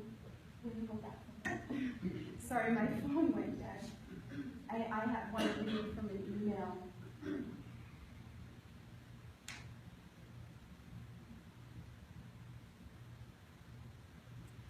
Okay, so my department chair emailed me back and said that he will forward my concerns to the chancellor of the university. So the chancellor of the university, I think his email was later that same day, wrote back to my chair, the university has, I'm quoting now from the chancellor's email, the university has decided that at this point, we should not release a campus level statement, a statement like treat your fellow students with concern, you know, be mindful, don't engage in backlash, let's maintain a civil community. The chancellor wrote that the university has decided that at this point we should not release a campus level statement, as any such message would likely be misconstrued. I don't know what that means, to be misconstrued. I mean, it would be, you know, let's treat everyone with respect. I was shocked when I saw this response from the university. Universities in the U.S. are traditionally progressive institutions, and, you know, there's a lot of sociological research that shows when we make statements, preventative statements like remain calm, treat your neighbors with respect, that has a prohibiting effect. Well, of course, the next week on our campus right here in IUPUI, white supremacist literature went up around campus. After our chancellor had, you know, said this, we don't need to do this, there was another line in his email. It was something like, I have it, but my phone went dead again. It was, well, you know, there's might be some students who may have concerns, and possibly some faculty members. And I was thinking, our chancellor doesn't even know who our faculty members are, because I'm one of the faculty members, and I have concerns. So I'm saying all this just to let you know, like we say, maybe we're overblown, you know, let's not overblow, you know, have it be overblown or, you know, be too pessimistic, but I was very sad about this, that our chancellor reacted in this way. By the way, do you know the name of our chancellor at IUPUI? His name is Nasser Peda. So I think that we can't be complacent, and I think all of us need to speak up and contact people in positions of power, contact our senators, contact our mayors, say we are concerned as a community, contact your professors, contact the chancellor again, the students who are here, contact them again and say, we want protection, we want a statement again and again and again, as many times as it takes. Thank you so much, appreciate that. So let's try to get in one more comment. One more sister, I think, our friend here. I apologize for those that I wasn't able to get to. We will probably be staying afterwards, so we can continue the conversation afterwards. I just wanted to all of the panelists for your comments. I know a lot of what you were saying was directed at the Muslim community, but as a white ally to the Muslim community, you were really speaking to my heart. And there are some things that I'm taking away that I just wanted to share with you all, and things that I'm going to talk to other white people about, because I do think that the results of this election is white people's fault. 53% of white women voted for Donald Trump. I am a white woman. While I can sit here and say, not this white woman, still, I know white women in my life who voted for Donald Trump. So, the things that I'm taking away is the message of hope that I think each of you spoke to. And that's something that I really need in this moment. I think we all really need it, and I think we need to speak of it often when we are around each other. We need to inspire it in other people, and that will inspire it in us as well. The message of speaking up and reporting things, interrupting things.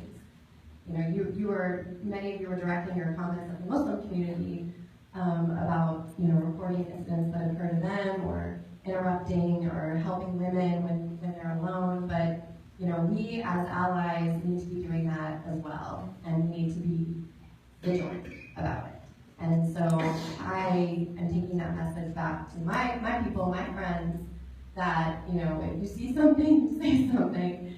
If you see someone being harassed, you interrupt it in the most respectful way you can, that's supporting the person who is being victimized in that moment. I think also the call to action that I hear tonight, and I'm sure we'll continue that conversation in other spaces and people that are in this room that I know. I think, I am a part of the social justice community in Indianapolis, and I have shown up at interfaith vigils and stood shoulder to shoulder with people of all faiths when incidents occur around the world, incidents of terror and, national mourning.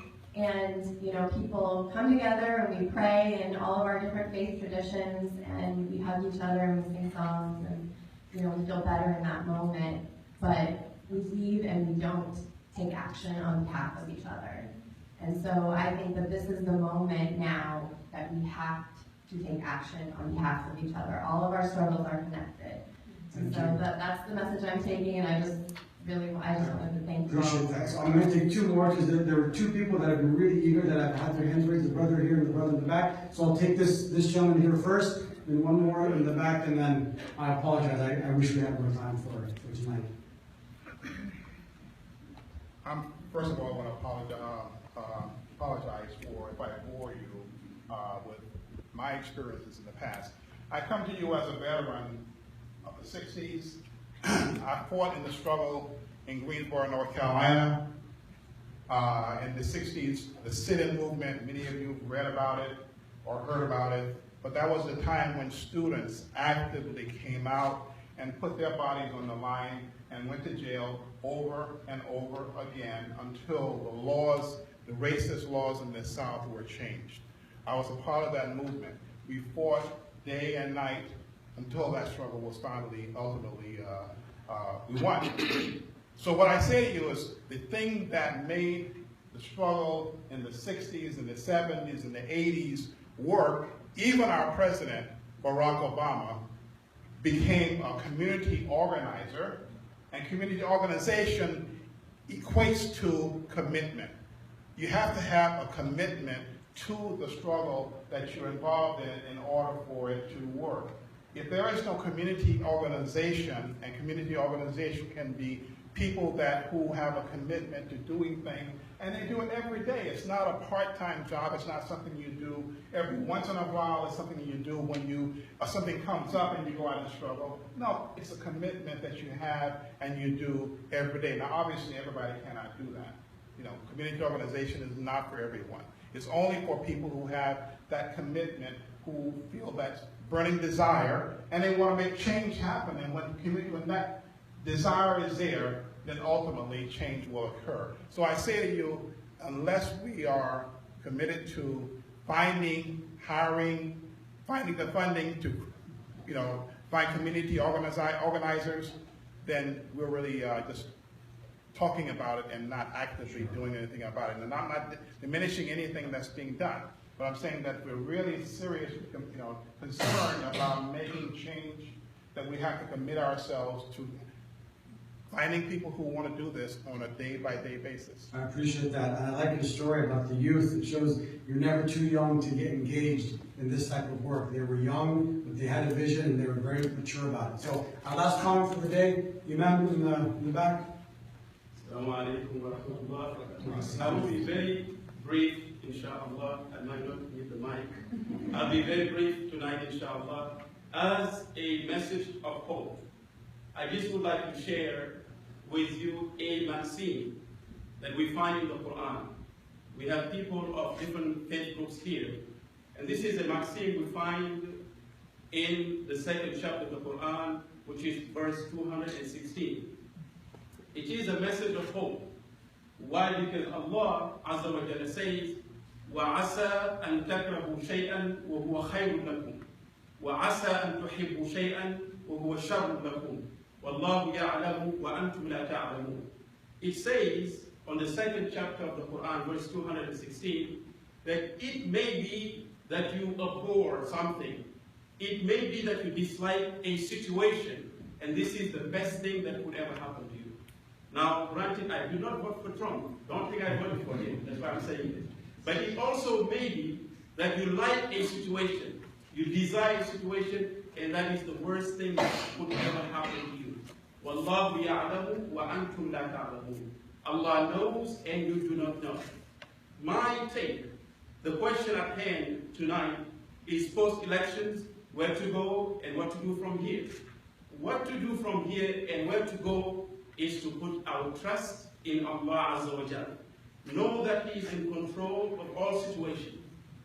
It could be that Allah will flip this situation in the next 4 years, that so many of us who were against Trump, so many of us who did not vote for him, they might say, we wish we had voted for him. Because the reality of the matter is, only Allah knows who is best for this country. He knows who is best for our lives. It may be again that you dislike a situation and it is good for you. It may be that you like a situation and it is not good for you. So this is a message of hope that I think we all should take from here. Jazakallah. Thank you so much, Imam. So we start with the Quran and we end with the Quran at Muslim gatherings. So I'm going to lead us in a generic prayer. Everyone can participate. It will be in English, so if you could raise your hands. Oh Allah, oh God, we thank you for bringing us together. We ask that you put love and hope between the hearts of everyone here. We ask that you bless this country. We ask that you instill us with a strong sense of justice. We ask that you give us the desire and the resources to establish justice. We ask that you help us to create bonds and friendship and kinship within our community and outside of our community as well. Peace and blessings be upon all of your messengers. Thank you, everyone. Thank you all for coming. Assalamu alaikum wa rahmatullahi wa barakatuh.